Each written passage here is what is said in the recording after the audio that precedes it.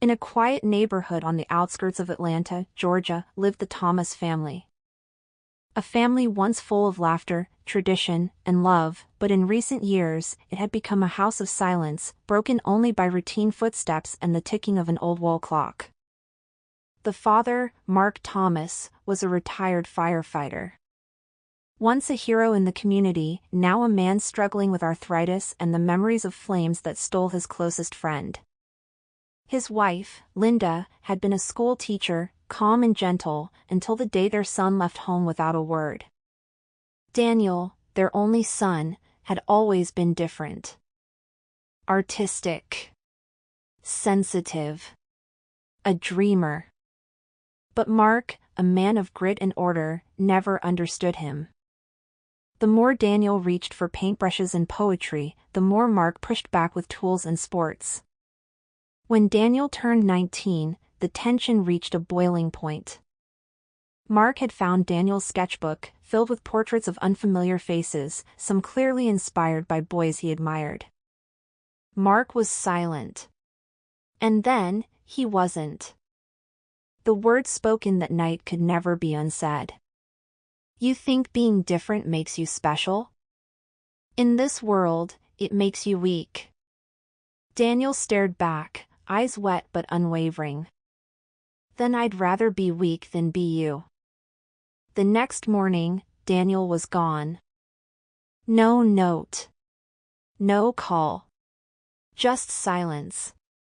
5 years passed. Linda sent messages every birthday. No reply. Mark pretended it didn't affect him, but Linda saw the way he paused at the mailbox every morning, hoping for a letter. They had lost their son, and with him, a part of their home faded into shadow. Then, one winter afternoon, a letter finally arrived.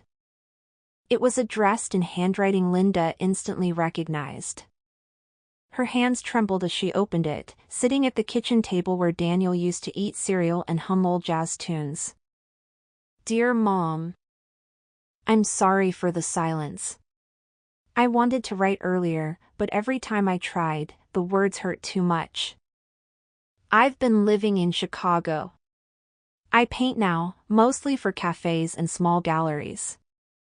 It doesn't pay much, but it feeds my soul. I met someone. His name is Leo. He's kind, patient, and sees me the way I always wanted to be seen. I'm not writing to seek forgiveness. I don't expect anything. But I thought you should know, I'm getting married this summer. I wanted you to know in case. In case a part of you wanted to be there. Love always. Daniel. Linda read the letter again and again. Her heart raced with emotion, a blend of joy, guilt, hope, and the fear of rejection. She turned to Mark. He had been standing silently in the doorway, watching. He's getting married, she said softly. To a man named Leo. Mark's eyes narrowed. He sat down heavily, the chair creaking under his weight.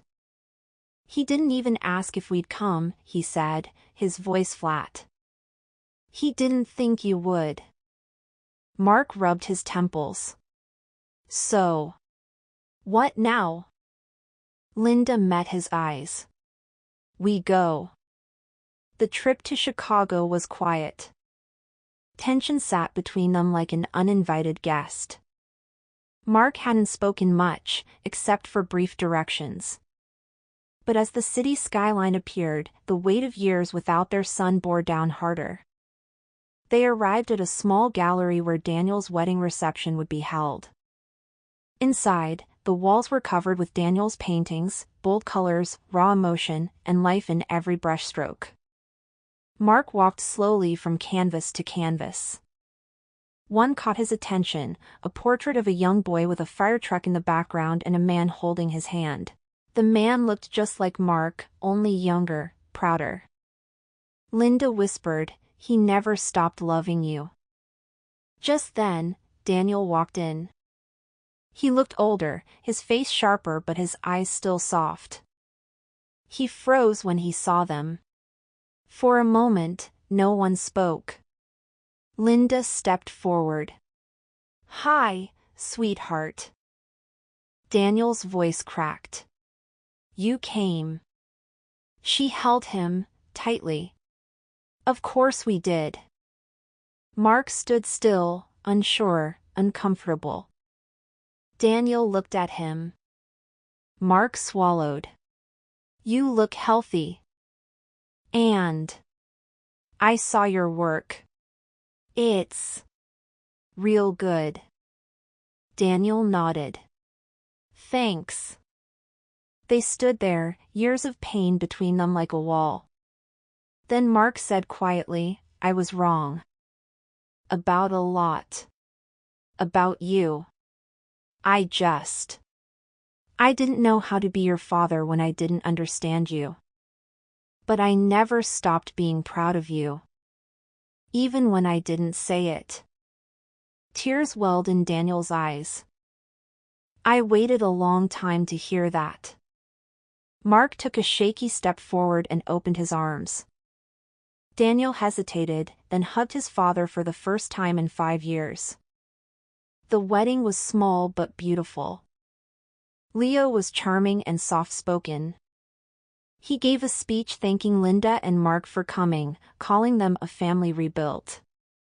Later that night, Mark stood outside the gallery, smoking a cigarette, looking at the stars. Daniel joined him. "You know," Mark said, "when you were a kid, you used to draw stars on the walls with chalk. I'd yell, and you'd just smile." Daniel chuckled. "I still do that. Leo hates it."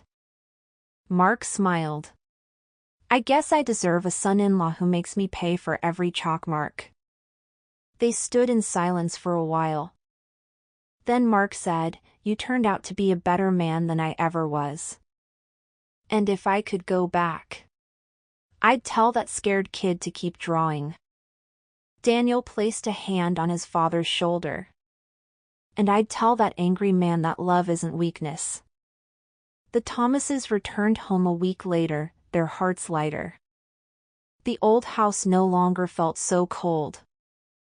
Daniel called every Sunday. Photos of the wedding now hung on the walls. One day, Linda found an envelope in the attic. It was a letter Mark had written to Daniel years ago but never mailed. She gave it to Daniel on his birthday. In it, Mark had written, "I don't know how to fix what I broke, but I'd build a bridge out of every mistake I made if you'd walk back to me someday." Daniel cried when he read it. He called Mark that night and said, "You already did, Dad."